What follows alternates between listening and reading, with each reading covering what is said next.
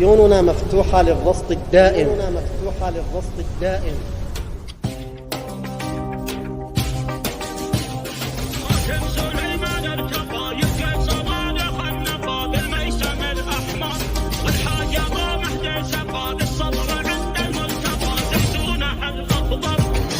سليمان ارتقى يبكي صوارق النقى من ثائر الأبهر، والحاجب مهدي سقى بالصبر عند الملتقى زيتونها الأخضر. الله أكبر من جيوش الضلال الآثمة، والله أكبر من لظى العاصفة والراجمة. عاقب الصهيون نيران حمر حاكمة، طار طوفان الغضب يا العيون النايمة. راجب المكان في قبضة زنادي والنصر حادي، قدامنا فوق الثرى رايح وغادي والموت صادق. حيوا فلسطين اكتبوا عهد التلاقي، حيوا اليمن والشام والحشد العراقي قام المراقي. حيوا شمال خطالها لبنانها ورجالها والسيد الأطهر، قاد المنايا قادها فوق اليهود أخبارها نيرانها تسعى. الشهادة والسيادة لنقص حازمة، قدم ثباتها في المعارك حاسمة، والطفولة تحت الانقاض ثورة عارمة. والشهيد الحي هز العرش الظالمة، الويل يا إلهي من ضرب الأيادي محور جهادي. الموت لملكا وصهيون المعادي نادى المنادي.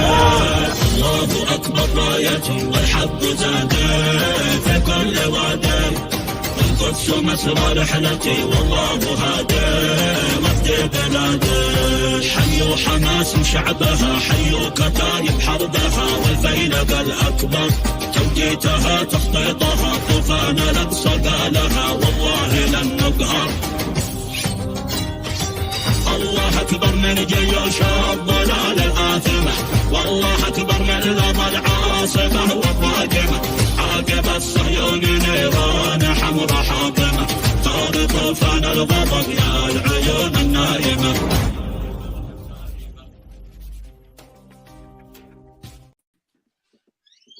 Is that what you meant by the Houthi having good music? I would say so, yeah. Oh, That's was that right the there. Jesus guy? No, I don't think that's him. The voice was a little off. Doesn't sound like their usual stuff, you know? Usual stuff. It was quite good. This is one of the ones where the Houthis spent the past couple of weeks kicking the U.S. and Israel in the dick repeatedly. Or you think? Oh yeah, definitely. The F5 video that they just published a few days, yesterday? They're ripping up. Very, very funny. That thing will not see use. I don't think so. Yeah, when they're actually not planning on using it, right? They just want. Well, they're just trolling us again because they're more fun than we are. Yeah, they're definitely more of a vibes team for sure. I think they're operating purely off vibes. Yes, if you have that F5 video, send that to me. But Vibes. I think we'll start with who the Houthis are. And according to them, or according to I mean, hang on, I got to refresh to switch this to English. All right, and then it was published. All right, 7 days ago. So this is get to know them, right? Jack, you want to go ahead? Mm-hmm. So the translation is probably not perfect, but we'll see. Recently, many people have asked the old, because yours is translated differently. Anyway, recently many people asked the old question: who are the supporters of God? Project? See, this is where it's gone weird. Can you read the first bit? Recently, many have been asking again the old question, who is Ansarollah? The article attempts to simply answer the question in light of Quranic cultural project. According to the course of the project's historical developments and biography of the founding leader, Mr. Hussein Badr al-Din al-Houthi laid the first seed for Ansarollah march in Yemen. I think that would be movement, is what it translates there. It's march, Ansarollah movement, yeah, and it probably translated to march. Movement, yeah. At that time, I think we're the same now, so I should be able to check here. Whoever At which time, translated Mr. Huh? Oh, sorry. I was just going to say whoever translated this is a robot or was on crack. But Oh, no. I think it's Google Translate. I can switch it to Arabic for you. let's keep it within the English-speaking sphere. Mr. Hussein Badr al-Houthi was describing the two members in the Ansarollah march. Yeah, march. Before you know this name, see, it's giving me a different name, I think, because it said supporters of God up here. So before you know this name, that they are a group of believers who move on the basis of the noble Quran, refusing to frame the movement under certain doctrinal names, emphasizing the Islamic affiliation and Quranic identity of Ansarollah March as university titles that can contain all. Sorry.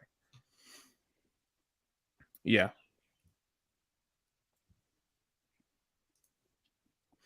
The Ansarollah project was distinguished in the political aspect of the movement by calling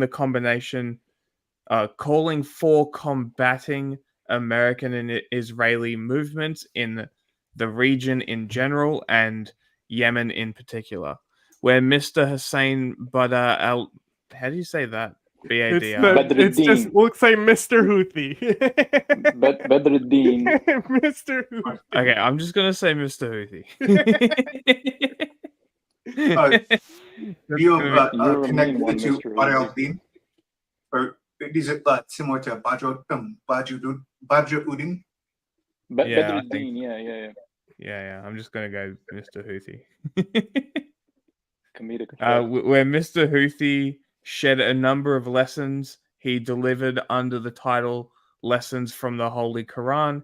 He shed light on the active American moves at the time in Yemen at the beginning of the new millennium in the year 2001, touching on American ambitions in Yemen, which further penetrated after the events of September and the bombing of the American destroyer. He's talking about the Al-Qaeda attacks of September 11th and the bombing of the U.S. Cole.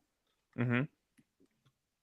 Unique at the time to describe the World Trade Building bombings as an American craft and to accuse the so-called base of American intelligence arm and to accuse the so-called base of American intelligence arm. That's weird.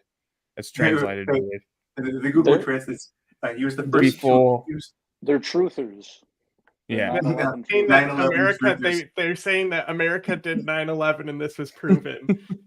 And that Al-Qaeda before the events later came to reveal the fact that that he elaborated in 2001. Weird.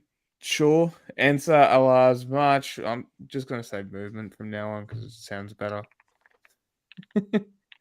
Was subjected to numerous harassment. How long is this? It's long. It's been around since the 80s. No, he meant this intro. Oh, that's. Dude, you guys just want to hear my version? Yeah, let's hear Ace's version. I just wanted to hear it from their own mouths first. But well, I think it's very the fact that elaborate. They intro themselves as like that they're 9/11 truthers is pretty funny. Also, that they have a health advice section is kind of funny. It is quite funny. What the fuck is this guy?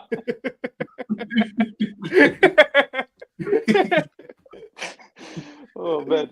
All right. So the Houthis, better known as Ansarollah, the reason they've taken the name the Houthis is because that's the name of their leadership. But they basically originated as a religious movement in Yemen in the 1980s, like a Zaydi Shia religious movement, right?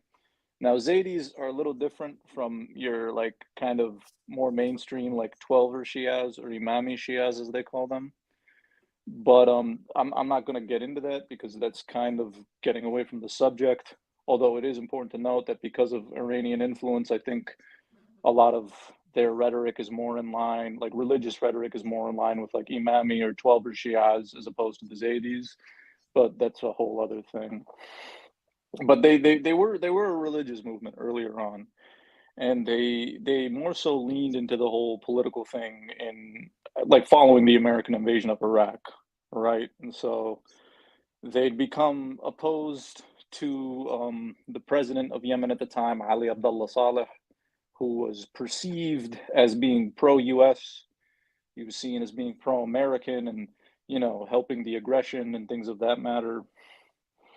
And so they decided you got to realize they're mostly in the north of the country, right? So at this point in time during the American invasion, due to Saleh's like perceived support of the U.S., they started launching a series of rebellions, which were put down by the by Saleh's military. And in 2004, their leader Hussein al-Houthi, or Mr. Houthi as we were calling him earlier, was killed by Saleh's like Yemeni army. And the Saudis would join Saleh. Was he the third cardboard cutout in the background of that music video? Oh, I'd have to see the music video again. But run it again. He kind of could. He was like a gray-haired dude with a beard, so he can easily be confused for Qasem Soleimani, in my opinion. But Hussein al-Houthi.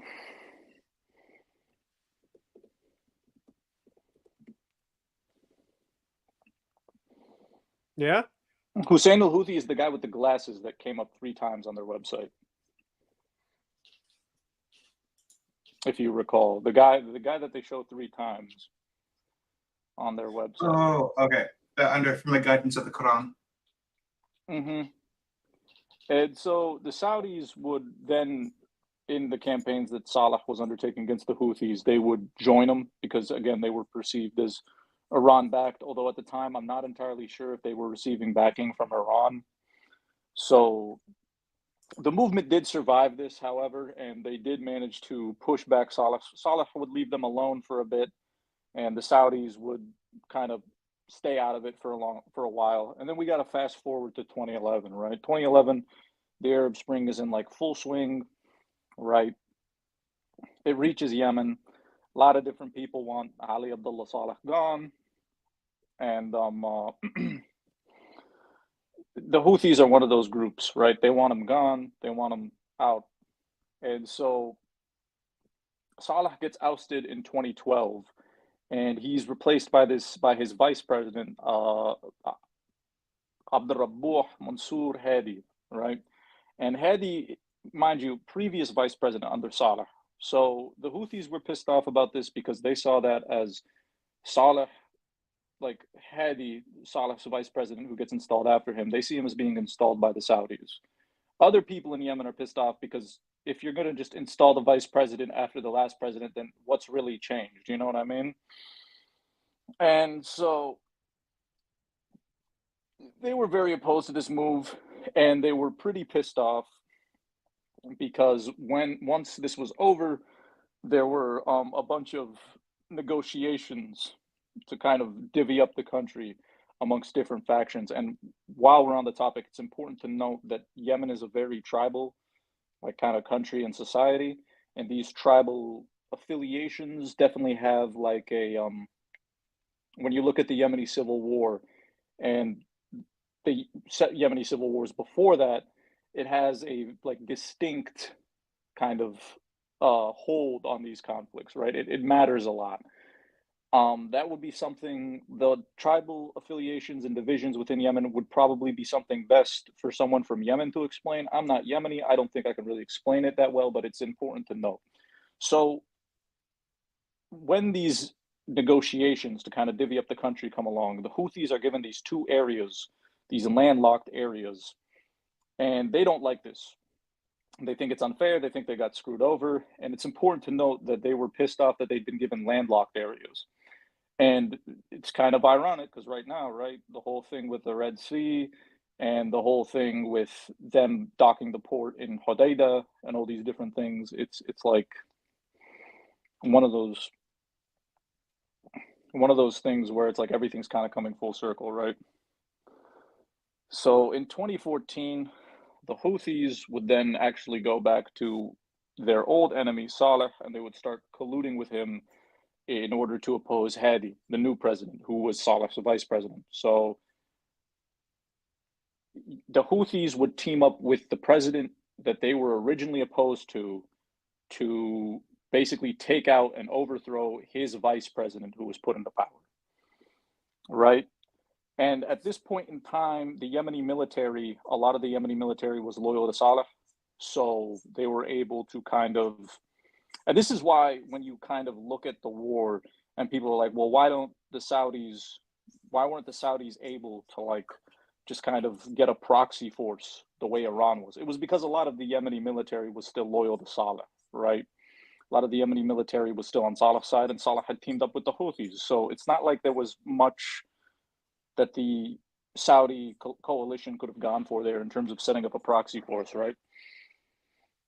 So fighting breaks out, Saudis get involved, and by 2015, the Houthis and Saleh have taken over the Yemeni capital of Sana'a in a year. And at around the same time, they also take over the port of Hodeida in the north. And the group was then advancing on the port city of Aden, which is in the south, I believe. And then, you know, the Saudis come in, they become involved in the war. They're seeing this as a very large, overlooming threat. They basically have an Iran-backed proxy group like right next door. Wouldn't be great for them, right?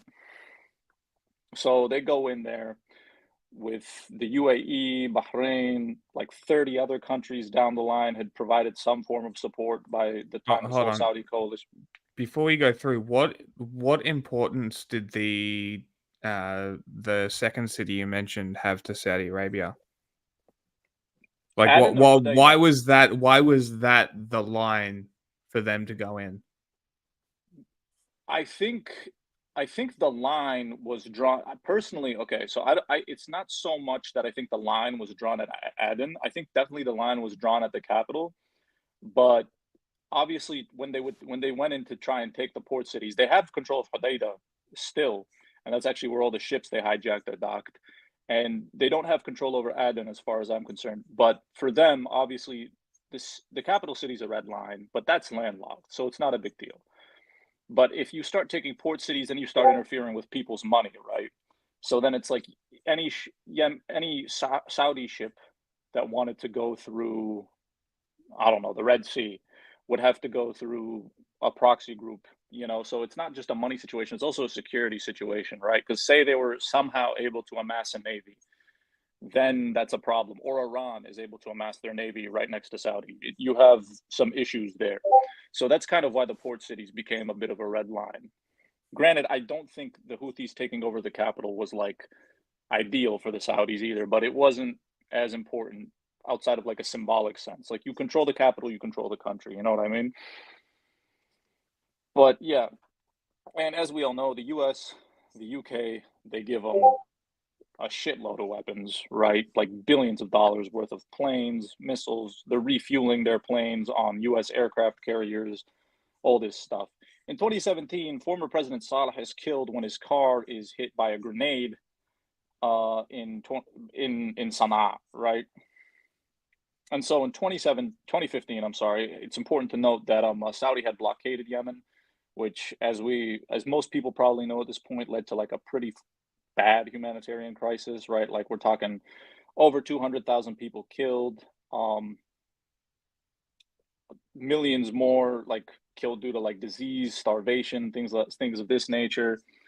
And yeah, I think in the last, it's kind of interesting because in the last year, 2 years, the fighting has heavily de-escalated, but there's nothing that really signifies a permanent peace deal. And right now, it's looking like it might heat up again, right? Because as we know, the US has announced this kind of like coalition of, countries that they're going to help protect the Red Sea and things like that. And one of those countries is the UAE, who is a major player in Yemen and is a major player in the war in Yemen, right? And so and the UAE actually has like legitimate proxy forces in Yemen South. That's an important thing to note. And they want to like, take over the islands of Socotra and turn it into this like big like tourist thing that they want to do, like turn it into another Dubai. I don't know what they want to do with it, but they want to make it a resort. And so the UAE has actual proxies in Yemen, and the UAE is in this coalition.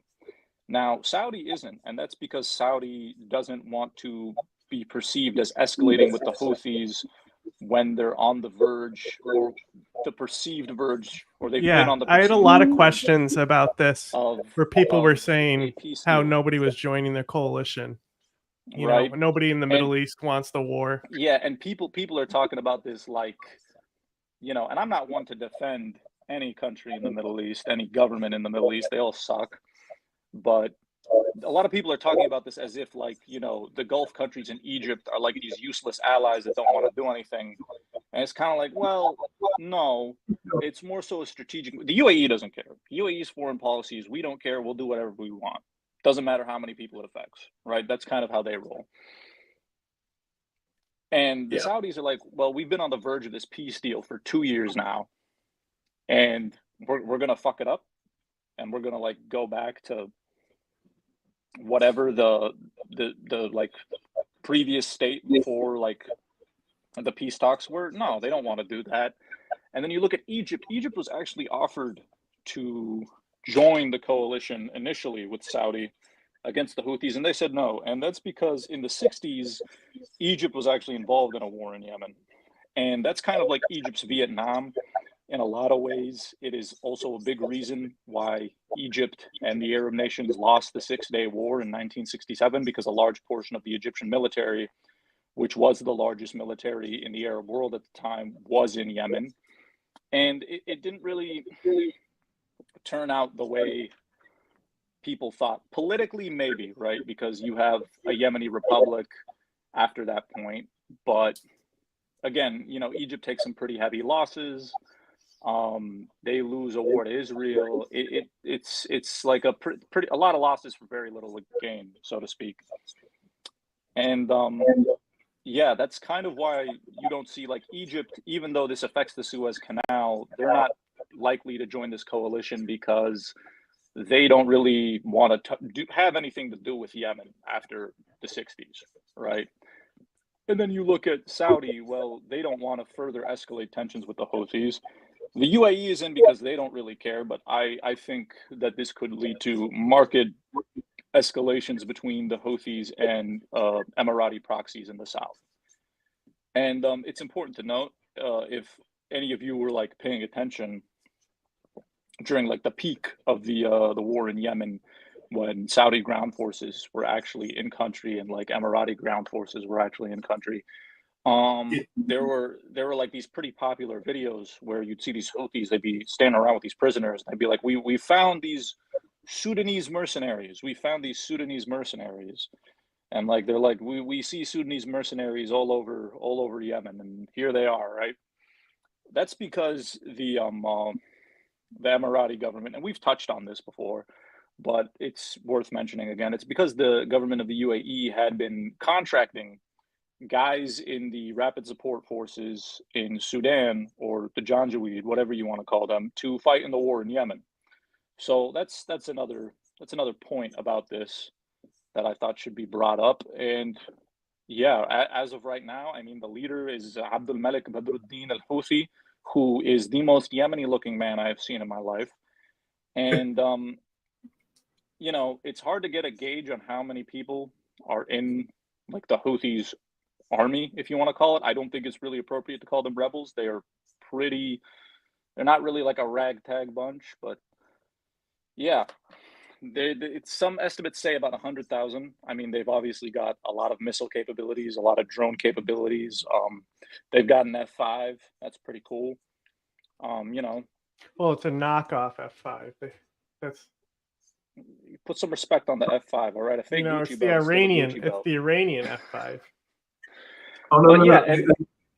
as it stands today, you know, there's a lot of people who say, like, you know, when people say, like, people always say, "Oh, Yemen has declared war on whatever." People are always like, "Oh, it's not Yemen. It's not Yemen. It's the Houthis." Which I understand the point of that statement, because there's a very large segment of Yemeni society that really does not like the Houthis, and with good reason. But, and I do agree with, don't get me wrong, I agree with the statement, but it's important to note that the Houthis control about a third of the country, and 70 to 80% of the population lives under Houthi rule. They control the major population centers. They control about like a third of the landmass. They control the capital. So in some ways, even though it's not UN recognized, some people view it as more legitimate than any other fighting force in Yemen. And believe me, there's a lot, right? There's like whole tribes in Yemen that have 50,000 guys that you can call on, like, you know, any notice, and they'll show up with guns and everything. But that's what it is. So I mean, yeah, if anyone else has anything they want to say, go right ahead. That's what I've got to open this up. What a Houthi leader warns of missile strikes on American battleships if intervention persists. Are our battleships under threat? Yes, technically. This is the thing that Americans. Our battleships are under threat. What do you mean? Maybe not our battleships, since we don't really use those, but one of the understated threats that the Houthis pose, and that Americans don't really talk about this at all, because we usually think that if you're not Russia or China, then you can't touch us. But actually, DoD itself demonstrated back during the Millennium Challenge War Games, like a decade plus ago, that you can in fact strike carrier strike groups with drones, loitering munitions, ballistic missiles. If you are operating in a zesty enough capacity, right? Like if the Houthis were to send out a bunch of their skiffs and equip them with anti-tank guided missiles, or just RPGs, etc., the U.S. warships would probably struggle to pick them up on radar, right? Because a wooden skiff doesn't really reflect radar signals very well. If the Houthis were to launch a large drone strike or drone wave, they would probably be able to get off more drones than the U.S.'s entire carrier strike group would have interceptors. They can, even without directly striking at the U.S.'s strike group, they can litter the Red Sea and the Arabian Gulf with a ridiculous amount of sea mines, right?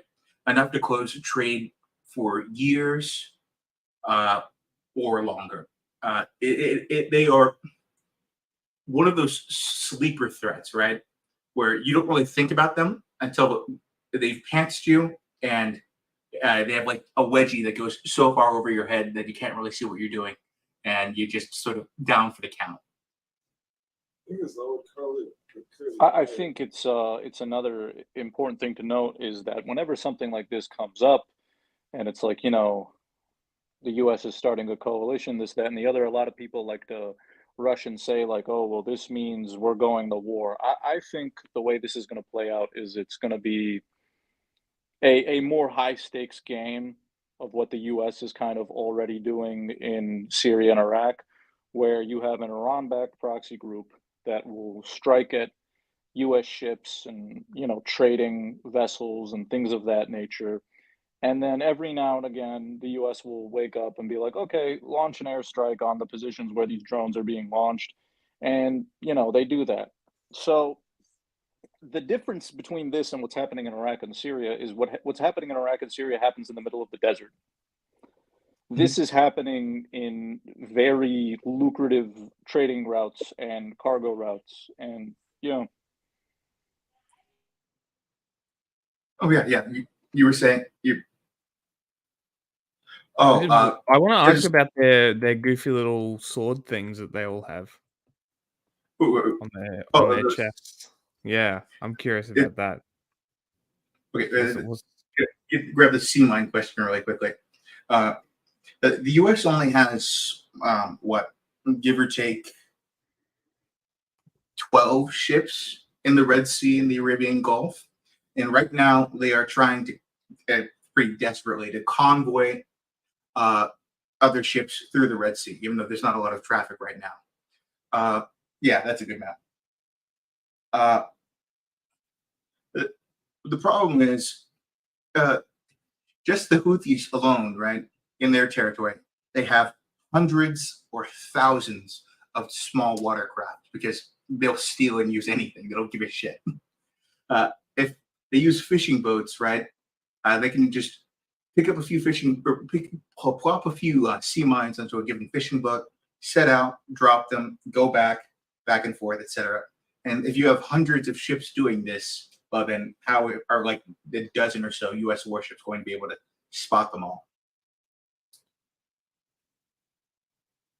Oh, but Jack asked the question about the knife necklaces. Yeah. What's the Hang deal on, with those? hang on. Our video just got removed for violating YouTube's terms of service. We may have to start over. What the fuck? What the fuck? Okay, well that's okay. You might have. Okay, hang on. For what reason? I'll look at it, but we'll have to create another one. what do we do, bro? Probably terrorist material. Oh my god. Can't talk about the news in this bitch, man. Fucking YouTube. Every fucking time.